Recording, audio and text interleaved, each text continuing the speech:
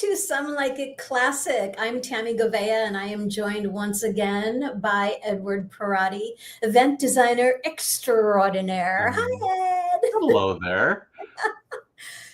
We were kind of volleying back and forth this month about what movie we wanted to talk about. And I had picked a film, and you're like, well, I kind of hate that film. And they, well, that's fine. We can come up with something else. And I thought, well, it is, I can't even believe I'm going to say this.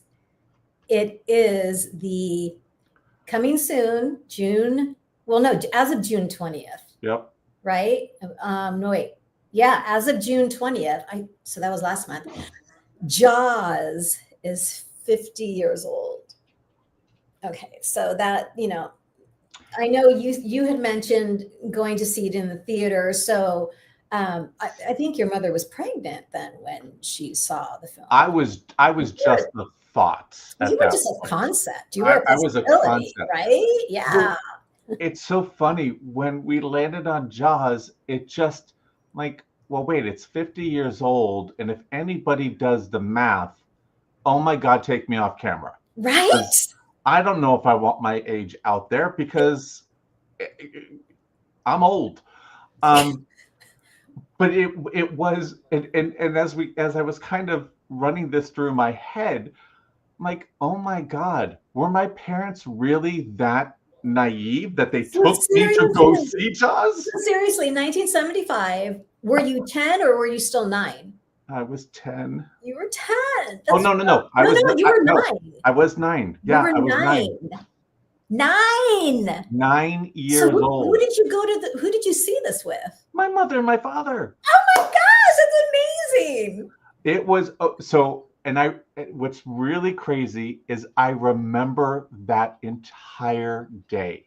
I remember, and it so many things weren't that long ago, right? But in the 70s, we didn't have the multi-screen cineplexes, right? I mean, we still had the grand movie house that, they weren't so grand anymore. They were old, but it was a single big screen, the velvet chairs tiered, kind of going all up, that were designed for people with little hips, which is not me now. Um, and sitting in this theater, and I can still say this was the only time that it was dead silent. Okay, wait, so you got to back up a bit because was there a big line? Was this really super hyped up? It was so hyped up. So we had, when I think back about it, Jaws and Star Wars, Yeah. for me I've never waited in line for a movie except for those two. And you couldn't pre-buy tickets, right? There wasn't an Totally online forgot about shop. that. There Yeah. wasn't Fandango. There wasn't any of that. So you kind of had to take your chance as you're standing in this line and kind of going up to the box office and doing it all. So I mean, it was this, and it was at the Sarah Theater in Daly City, right outside of the city of San Francisco. And it's, whoa, hold on. Mom and Dad went to the premiere because of their friendship with Richard Dreyfuss. Okay, what? This is what, James? What? Okay, James, I love you, but I hate you right now. Right? Okay, Okay, we so need when to are get a we? story from When you're him. still connected with Richard? When are we all having lunch? Because I got some questions for that man. Um, but then going and waiting in line, getting the tickets, getting popcorn. I needed to have my Raisinets because I definitely love my chocolate covered raisins to this day. Totally. And sitting in this theater, and when that opening music comes up, John Williams. the entire audience went quiet. Like there was no, I don't know if it was because that music is a little foreboding to begin with, which was also different compared to so many other movies because it was that deep guttural, dun, dun. It just kind of Yeah, hits you down here. that's the brilliance. Like, I would love to know I mean, obviously Spielberg and John Williams have had myriad conversations over the years, But this is a young Spielberg. He's got this idea. It's a best-selling book, and he goes to John. I want to know what the conversation was. Here, read Oh, the script, or you read the book. Did he read the book, the script? What kind of tone? I see. It's wild because I don't know if I get that tone from the book. I get it. I remember years later, my father had, because his hobby was underwater photography, so he would travel all over and truck lagoon and take pictures, fish, and all that stuff. So he was always fascinated with sea life. He had these books on sharks, and there was one book about famous shark attacks, Yes. and a lot of those were inspiration. Like the little boy on the raft is actually a true story that happened in Hawaii, and it was a yellow mat, and it was this whole thing that my instincts are reading those stories brings that darkness in. But you hadn't read the book as a child, I are you kidding? There's no way. right? I mean, my mother wouldn't let me, which is the funny thing about me seeing Jaws was my mother wouldn't let me see Chorus Line because of the one line tits and ass. And she was like, "Oh, it's a dirty pornographic show." I'm like, but I So, saw people getting bit in half. so do you think your parents had any idea really? No, It was probably going to be just like kind of a I fun mean, thing to see. if anybody had any sense, the original poster sets the tone. Yeah. It's it's how uh, that movie terrified me from water, like Well, so many millions of people, 50 years later, we're still right? terrified. And that's the power of this film. And I said to you last night, oh, okay, I've got to rewatch it. It's been a while. I've never seen it on the large screen. Oh, And let's see, it says, it's streaming. Okay, it's going to be back in the theaters August 29th through September 4th. IMAX. so I would be there in a heartbeat. There are certain Oh, movies that growing up I remember seeing in the theater, but once, because you would only go once. It's not like, nowadays I can stream a movie 10 times. Not that I do that, no, but um, that would be weird. it would be so weird and it would So say I don't have a weird. life. Um, but Jaws, Towering Inferno, Yes, all those Earthquake, disaster movies. right? Those movies on a big screen had such an impact on, honestly, how I see things. And from a creative standpoint, because to think about the technology that didn't exist, the Yeah. fact that, I mean, nowadays you watch Jaws and you're like, okay, I could see how that's not real. But just the sheer creative genius in creating Bruce, which the audience, if you don't know, Bruce is the name of the shark, and go to the Academy Museum in Los Angeles and you'll see Bruce hanging up in the ceilings, which is really cool. Guys, See, geez, I haven't been there, but I would pull a Matt Hooper and I would bring my measuring tape with me just to make sure this is the actual shark. This is really Bruce. it Okay. is it is definitely Bruce, but you and I will have an offline conversation about you walking town in LA with a measuring Yeah. tape. Well, Um, it's always in my purse. It just comes in handy for lots I of would say lots it's of in my reasons. bag too, but I am an HR violation if I anyway. But it is one of those that just it did keep people away from the beach, Yes. right? Yes. Which nowadays I just found it humorous. So what I was going to say as well is in that theater it was so quiet that there was one particular scene. There was nothing really going on. I think it was with Lorraine Gray, one of her scenes, who I still thought she was the most brilliant mom in Yes. it. Um, Somebody in the audience coughed. There had to have been 10 to 12 people screaming, "Shut up!" This man could have been dying and nobody would have helped him. And it was just, and I hear that in my head. I remember that where now you can barely get someone to turn their phone light off.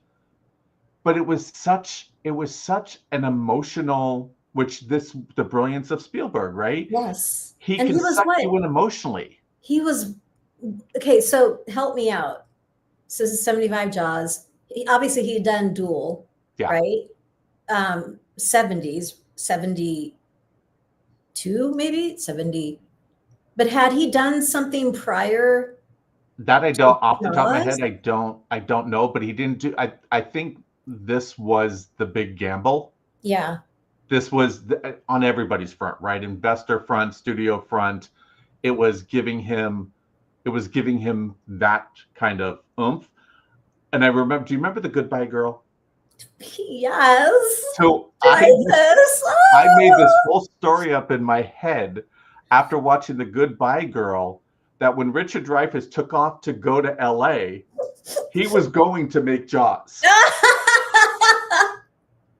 He wouldn't have come back. It was just this whole funny thing with Richard Dreyfuss. I'm like, and then of course I'm putting it in context of time, and I'm like, well, maybe it was Close Encounters, Yeah, it but could. Yeah, yeah, but it could have was been. just, Could have been. that silly thing. It's like where you kind of get caught between reality and being sucked into a performance. What I thought was interesting with Jaws from my standpoint is they didn't show anybody doing anything in Amity, right? From an entertaining perspective.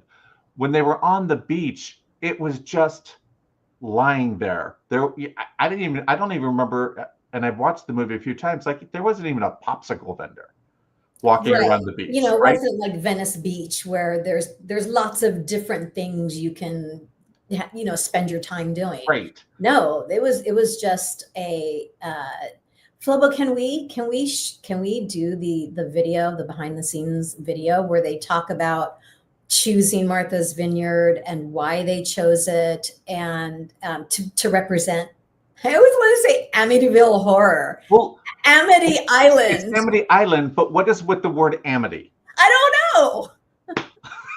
Yes. I feel that Jaws is more of a people picture than a shark movie. Without those people, you wouldn't give a hang about the shark. I just hope that all the people that worked on Jaws can say, hey, I helped make that movie. I would completely agree that it is a people movie. It is the scene with the three of them doing the scars. Yes. There, part of me really, really over the years has wished that there would have been a story written about Quint, Yes. a backstory. Totally. Absolutely. I mean, look, Robert Shaw. Right? I mean, well, first He's of all, been in the he's business brilliant. forever. Yes. And here he is. Brilliant performer, but there was to me that scene alone was an Oscar performance. Yeah. Right?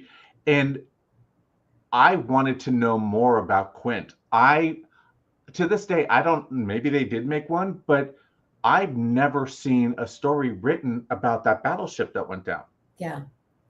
I mean, talk about a horrific story that would be about people and relationships and all of that. But yeah, I mean, it's kind of bad analogy, but I kind of equate Jaws with how The Walking Dead was, right? Mm. Zombies and the shark are not the disease.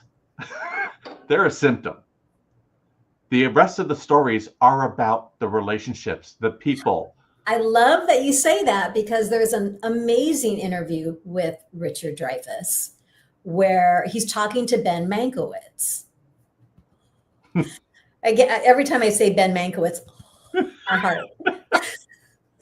And he said, we were convinced this film was going to be a turkey. And I love the fact that he used the word turkey. We were convinced it was going to be a turkey. The only thing I knew for sure, besides that this movie was just going to be a turkey, was that my work with Roy Schneider and Robert Shaw was perfect. That whatever they were doing, he knew they had nailed it on the head, that it was gold. Whatever was going to happen with the film was going to happen with the film. And so to your point, and as Spielberg said, it's not about the shark, people. Right. It's about relationships. I mean, 3 individuals from 3 completely different educational and financial backgrounds having to come together for a single cause. And yes, that story's been told before, but not as strong. No, Everything so everything it was just, which once again kind of inspires the whole idea of, the summer beach parties and using the whole idea of being together and communication and all that when you do it, right? I mean, if people watch Jaws and think it's a horror movie, they're missing the point. Yes, it's scary. Are they? Yes, there's blood. Yes, there are people in my life that hate horror movies, and I would trick them into seeing it, right? There are scary moments. And Quint's death still lingers in my brain. Yeah, it's just awful. It's horrible. Awful. It was also so far ahead of its time in regards to that kind of horror. Well, what's interesting is the opening scene where poor little Chrissy decides to go for a swim, and they're in the water, and you've got the POV of Bruce seeing her. When I first saw the film, immediately thought of The Creature from the Black Lagoon, 1954, because those underwater shots were so spectacular, and all the emotions and all the fear happened under the water. See, all those shots. I think it's funny that you went there, because I went Psycho. The shower scene with Psycho. I was more terrified with the shot of her and seeing a silhouette come into the bathroom. And it was that slow creeping and that slow where she doesn't see anything. It's coming, and there's a foreboding that's coming. So someone's not getting out. Right at all. But to me, it was very much that we're in the know before they are, which once again kind of brings you to want to be in the audience saying, turn around, run, get out of the water. Right. It's like it's those typical slasher movies where the audience is screaming, "Don't go in the barn." Right. Yeah. But we're going to run with the barn results. Yeah. But no, there's a wall of machetes, so let's go hide behind them. Right. But it wasn't written or directed in a way that Spielberg thought the audience was stupid. No, it was a very intelligent, well played, you knew it was coming, but I don't think anybody was prepared, and there didn't need to be any blood, which is the other part. You weren't prepared for how horrific it was going to be without blood and guts, which you had to acknowledge to him that you scared the bejesus out of me without showing me anything. Right? Which once again is kind of nods back to the old black and white horror movies. Sure. Where they would suggest it. This was stronger than suggesting, but they didn't start the film out with blood spraying or anything. Right. The fact that they chose it was nighttime. Again, it's such a brilliant psychological choice to make, because the night just is inherently more frightening to people. Yep. Yes. Well, and it was awful. You see, okay. I'm sure you know this. I love the TV show Baywatch. I do. I'm not going to apologize for it. I love Baywatch. Yes. All the guys, the gals, I love it. And their storylines, they're often quite good. Anyway, one of the Baywatch gals There's some kid drowning, and so they take a boat out there, and she jumps in the water, she swims to him, grabs the kid, she's putting the kid up on the boat, and you don't even see a fin. They don't even tell you there's something in the water. All of a sudden there's that yank, right? It's like, because she's like, what's going on? And then there's the drag. Ed, I cannot tell you how horrifying that is to me. Yeah. To seeing the dragging of the body as a shark. It's just, it makes me nauseous to see it. I don't know why, but it's just so horrifying to see that.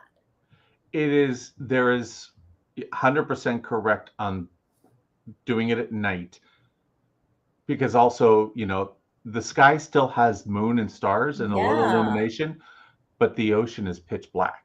I know.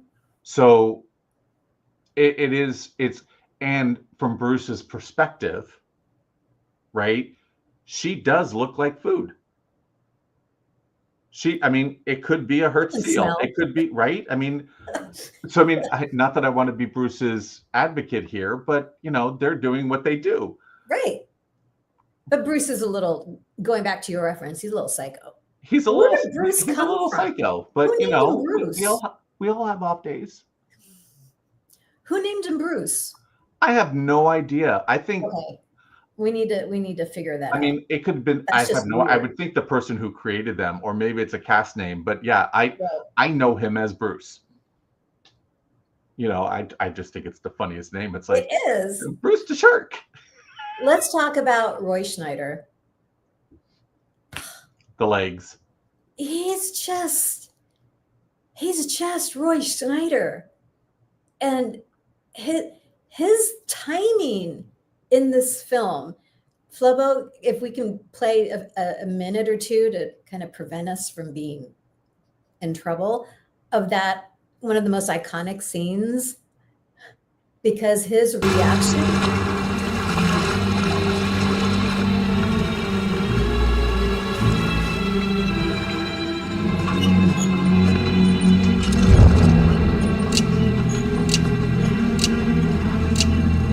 You're going to need a bigger boat.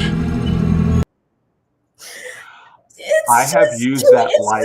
Much. It's so fun. I've used that line in real life so many times, and it really does show my age, because so many people don't know what I'm referencing, but I know, and I'm like, I think I'm hysterical. Oh, we got trouble right here in River City. That's what that means. We're gonna need a bigger boat, people. We're in big trouble. But kind of going back to the three of them, they were all such three distinct trained pros. Yeah. And they all have three distinct styles. And Roy was always about that. He so perfectly poised when he would walk, and just everything he did, no matter what it was, he did have a look, right? Yes. Richard Dreyfuss always kind of was scrappy. He was super scruffy in this. He was, so he looked like my new puppy. What was he, a underwater geologist? What Ocean, oceanographer or thing. Something like that. Yeah, he looked like one of those guys that would literally go off on an 18-month ship excursion to study. With his Birkenstocks on and the whole thing. Yeah, it was totally perfect. But then you get Robert Shaw, who is classically trained Shakespeare man, who's done every possible part, but has never played that kind of role. Yeah. And I will forever love his first scene. No, I have to. No, don't even do that. I had to cover my ears. I can't. Who in their life has ever wanted to do that, to get attention? Right. there were times that I would have loved in high school to have walked into a class that I knew I was going to take a test and I was going to fail because I didn't study, and just across the board Ah. and just say, Father Tom, on. Father Tom, we love you. It was brilliant. That was such a brilliant choice. And then just the little things, right? Which all goes talking about events. I mean, you do need to do some sort of boil, right? With something just to give a nod to when they first go into his office and he's boiling the jaws to strip all the meat off to sell the jaws to tourists, right? Right. He just like lifts it. Just lifts it out. It's like that needs more time. Yeah. And I'm going to say his character's name, Martin Brody. Roy Schneider is just looking at all of the jaws that this eccentric captain has dedicated his life to. But we have to talk about Larry Vaughn, who plays the mayor, because he was brilliant, Ed, right? So and I don't know if you ever had this told to you, but I remember having a director once years ago, because we know I haven't been on stage in forever, make a comment, because I love playing villains. I love the villain role, because if you do it subtly, right, you don't need to be the mustache and the, you must pay the bill, I can't pay the bill kind of thing. If you can get an audience to where they don't see the difference and all they see you, even if you're walking down the street, they see you in that role, you've nailed it. Yeah. And I wanted to crawl through that screen every time I watch it and just do that Italian smack on the back of the head. Right? Just boom, boom. I do the double. Boom, well, boom. On top of the fact that I wanted to redress him. Yeah. Who wears white patent leather loafers to the beach? Did he have that jacket with the little anchors on it? Yes. Just. I'm like, wow, you got that from the Amity thrift store. Okay, man. But he was just so good. He was just, you just wanted to, like you said, just reach through the screen, slap him and say, stop. And Dreyfus, his character, just laughs. Mm-hmm. And he looks at Martin and says, I'm out of here. I'm going to let you deal with the crazy town here. This guy's serving himself up for lunch. I'm out of here. But fortunately, he stayed. And what's funny, though, is he has a line in the hospital that nobody can deny, that for as long as we've lived, we have consistently heard politicians say this. I didn't know this would happen. And all you wanted to do is, it took how many times of people telling you and you seeing it, right? And you turned you knew it was going to happen. You just chose not to. Right. And it was to him, it was, let's see how much money we can make before something happens. And maybe nothing will. Yeah. That line to this day, especially now, really, really irks me. I mean, not that I want to get political, but I put it in context to Texas. I didn't know this would happen. Really? Really? It's like, I don't live there, and I could have told you this would happen. Right? He did it in such a pathetic is not the right word, but it was such a shock. Like he really, I mean, you knew he didn't think that would happen. Yeah, no, there's an absolute sincerity. But it was like his blindness to the situation. But that line is modern day thoughts and prayers. And it's like, you just want to crawl through. He did such a brilliant job. You just want to crawl through the screen and just get the defibrillator machine and just hit him on the chest. Yes. So good. Why do you think this film still terrifies? The fact that these kinds of films that we have seen, we know the ending, and yet from the get-go, you've already have that sick feeling in your stomach. I mean, I think this is going to go back to the brilliance of Spielberg. Oh my God, look at how young. He's a baby. But even if, think about this movie was also a very slow burn to carnage. You start off with not seeing a death, but not seeing anything, right? And you end with Quint, which is the most violent, It's horrific. just, the editing for Right? that But scene was just stupendous. It's a slow burn Oh, to a grand finale, so to speak. and by then you are hooked as an audience member. You want that shark caught. Yep. Because clearly it's not one of those, oh, poor thing, why don't you just leave him alone? Right. As humans do. In the beginning of the film where everyone's on their little boats, dropping the meat all over. This creature needed to be taken care of.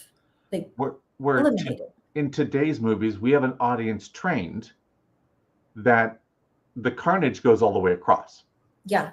So we're already desensitized from the first kill. Where this movie, and why I think it still ranks up there, is because it's emotional. It's an emotional build to an ultimate finale that you know is going to happen. But it just is this constant, not dread might be too strong of a word, but foreboding or whatever. Even though you know what's coming, it's still emotional. Where then if you look at any shark movies now, they start off with showing limbs and all that. And okay, yeah, that's probably reality. But I'm going to the movies to watch a story and to be taken on a journey. An artistic journey. An artistic journey. And that's the brilliance of Spielberg. He knows how to tell a story to suck people in visually. So, I mean, to me, this movie is never going to drop off. It will never drop off a list. Totally agree. You know, it was also the first ever real, it set a tone from a marketing perspective that it was the first real summer blockbuster, which set a tone for Hollywood moving forward. The pressure is on. Right? Okay, summer, we've now proven summertime is a great time of year to release an epic. And it kind of became this competition, right? As we grew up, it was like, okay, we're out of school, it's summertime. What movies are getting released? Yeah, let's go to the movies. Yeah. Yeah. Talk about some ideas. What is in your brain when it comes to this film, Jaws? What inspires you as a creative? Well, first off, sushi, which actually I think I'm going to go have tonight after this conversation. I'm feeling the need to have some raw fish. Oh my God, it actually sounds really good, but that's awful. No, it's not. It's called revenge. That's awful. Revenge. We had an event in the Monterey Bay Aquarium, and I so wanted to do sushi platters in front of the big tanks. Here's Flipper. Enjoy. Well, it's like, I'll have that one. Yeah, that's awful. But no, I mean, there's so many things you can play with. But first off, East Coast, right? Yeah. East Coast is lobster boil. It is clam bakes. It's all of those, which goes back to, once again, nod to the movie. Get a big silver pot that you could pull out. And how much fun would it be to actually have a set of Jaws boiling with the clams or boiling with the lobster and everything. And as you dump it across a table, out comes the shark's mouth. I mean, that to me is just a moment that people will laugh and remember. You know, you can like super simplify that too. You're at home, you've got guests over, and you know, the kitchen is always that melting pot. Everybody comes to the kitchen. No matter how much you want them out of the kitchen, everybody goes to the kitchen.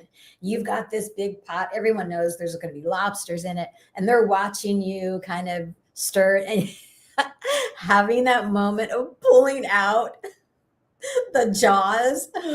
Oh my gosh, the people's reaction. That would be hysterical. I mean, part of me is like, I think next time I make a big vada chipino, I need to do that. Right? So that when they're serving themselves at the table, somebody is going to get the jaws. Oh, you could do like little mini jaws. Oh yeah, that's what I'm Right? And so thinking. yeah, as they're Oh, yeah. scooping up, like scoop up your own soup. I I'm evil. love it. But it is, I mean, you kind of want to do nods to it, but if you really want to go down the beach thing, I'm sure the audience feels the same way. I can't stand sand in my food. I can't stand sand on my blanket, but it's inevitable. We're at the beach. Oh, you're so bougie. I am very duh. I mean, I want the beaches in Abu Dhabi and Dubai where the sand doesn't stick to your skin. Then I'll do something actually on the sand. But I always think back, and I used to do it quite often with people, is just tell them they always bring one of the coolers, right? Yes. You always bring a cooler to the beach. Well, they also, why not, I don't know what they call them nowadays, but my grandmother used to call them card tables, right? The small little collapsible tables. Yeah. You bring that and you put that without the legs on top of your cooler. Oh, and you've got a little table. You have a little table, but you don't need chairs because it's low enough to where people can still sit on their towels, but the food isn't in the sand. Right. And it's just kind of perfectly balanced and it works. And then just I'm very big on going to fabric stores and just finding really cool linens and just having them cut in like 3-yard by 3-yard pieces and using them as little overlays on things. So whenever they pop up, I could throw one on the deck over some of the little tables we have on the deck, and it just zhuzhes. Real simple, right? Yeah. Very simple thing to do. And then literally just play with that and play with the idea of the food. But everything off the sand, first and foremost. If we're going to do a nod to the movie, this is really awful again, but make blood orange vodka popsicles. I love it. But the beauty with it is you actually take the popsicles and you put them in the glass and then you pour champagne over it. And as the champagne melts the blood orange popsicle, it has that weird effect that it just looks like it's slowly got blood kind of coming up. Okay, well, shame on you for not mentioning this ahead of time so that we could physically show everyone exactly what you're talking. Shame on you.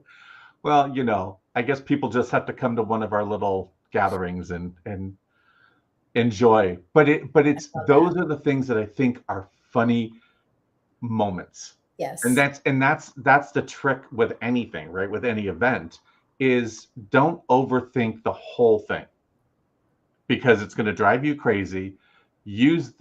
If we're talking about using movies as inspiration, find those moments in a movie that hit you, because what hits me isn't what's going to hit you, right? What's going to spark you, and just let it's not really a wrong term, but I'm going to say it. Let your creative freak flag fly.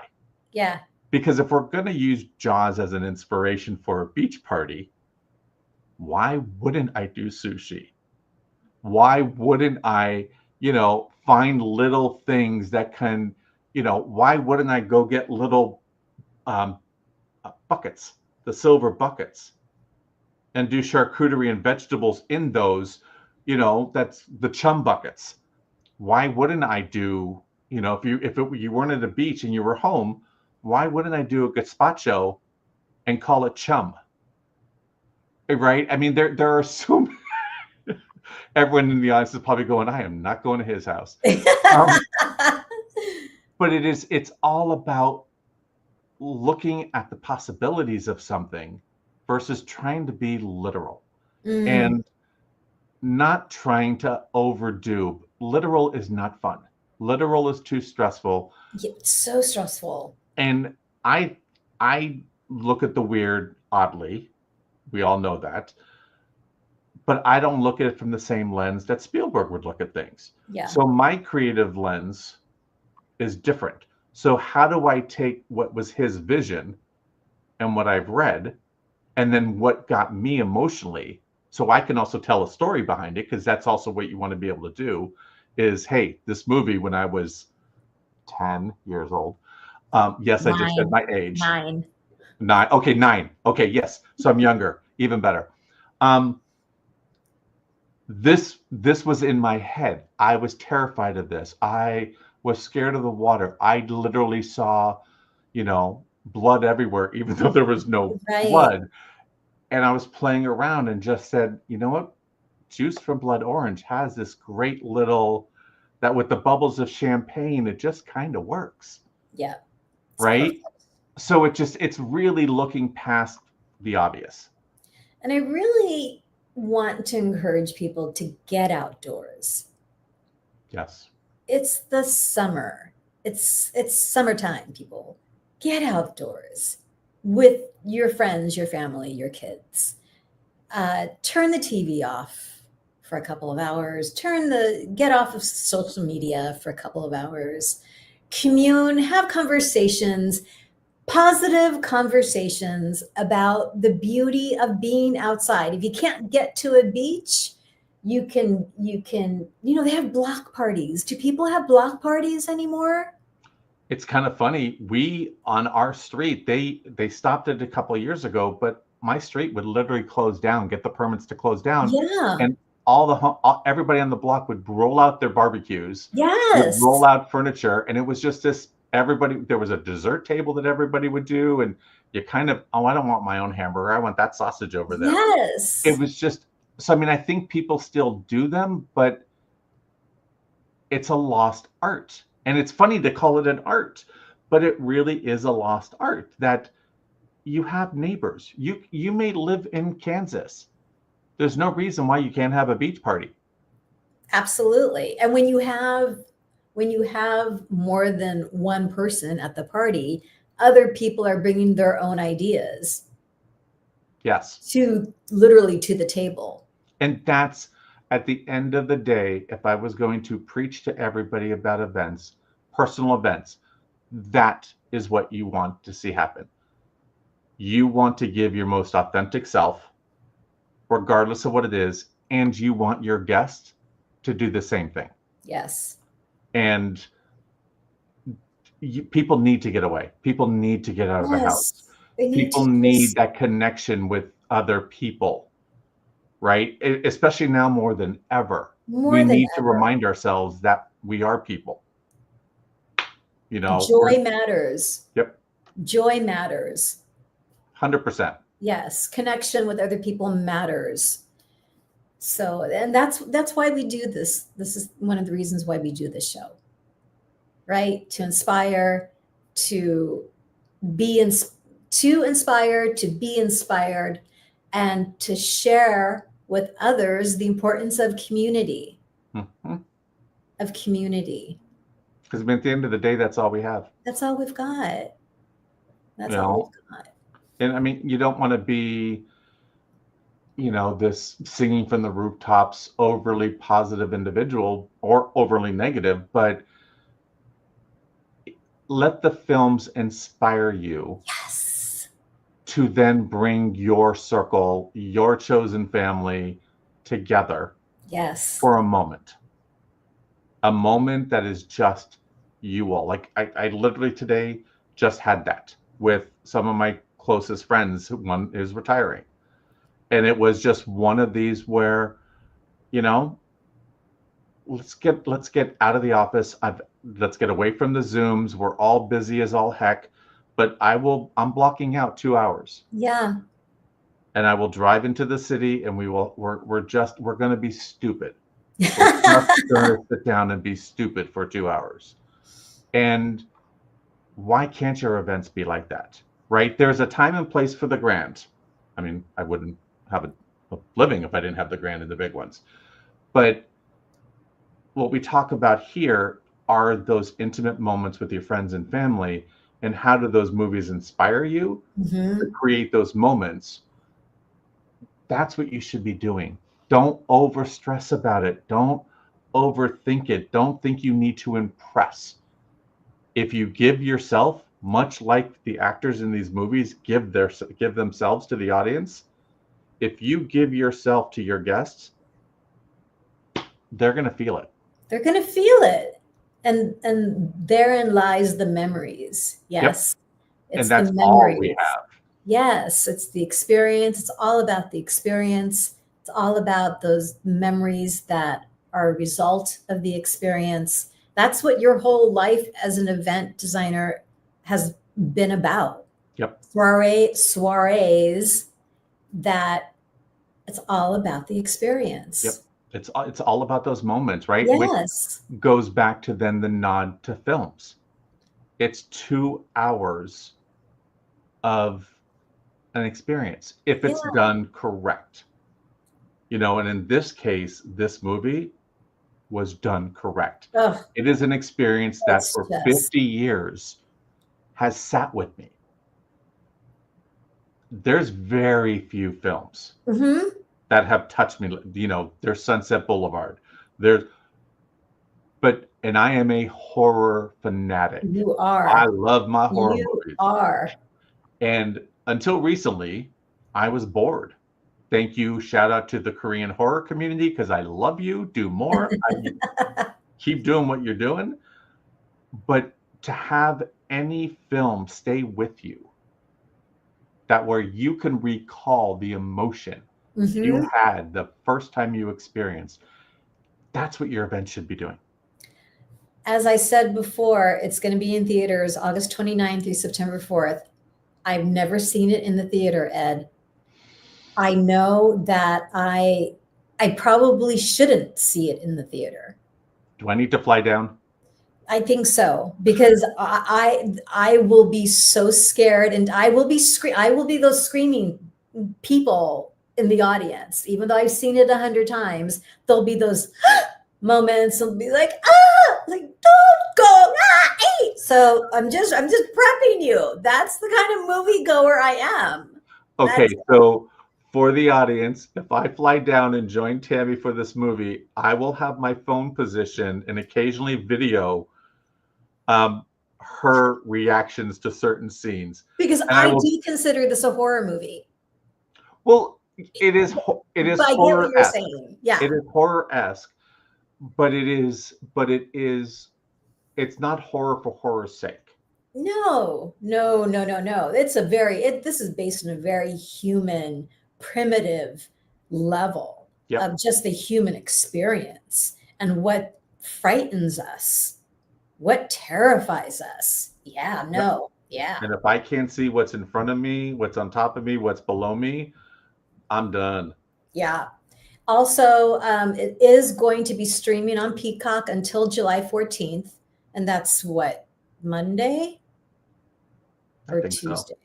I think so. So July 14th, it's streaming on Peacock.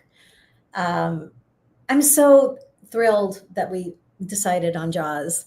It made me so happy. And watching it again made me so happy in a very weird way. Before we sign off. And I know I don't want to sign off yet because I know we have to, but I do want to give a shout out though to Lorraine Gray because they don't talk about her enough. No, they don't. You know, it's the lone female for the most part. And the fact that she did the movie because she wanted to be with Robert Shaw. She thought it would be fun to do something with Robert Shaw. And to play the proverbial straight man against those three, she doesn't get enough credit for that performance. I'm glad and her career didn't show it, right? Her career didn't. Anyway, we can go on for this one forever. Oh, I think we lost Ed. But maybe he'll hop back on. I'm not sure. But you can find him on Instagram I'm going to actually go on Instagram now so I get his Insta handle correct.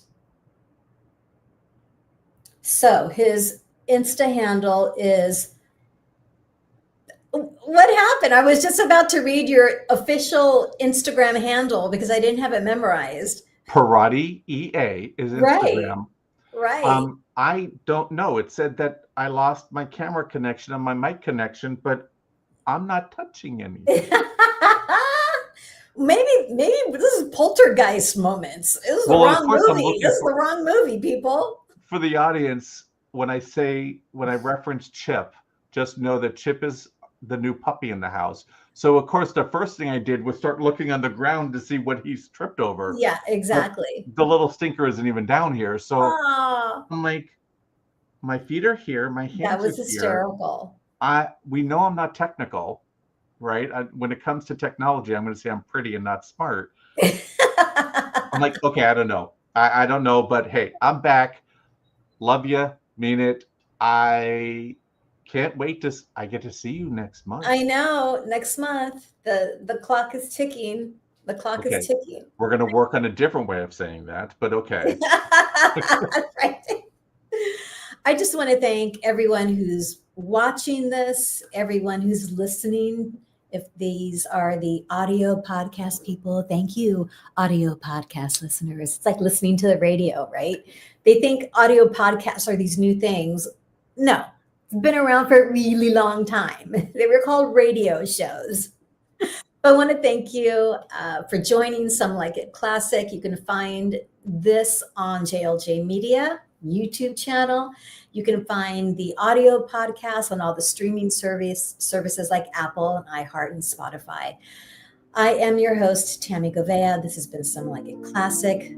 Thank you, Edward Perotti. And until we meet again, don't go in the water.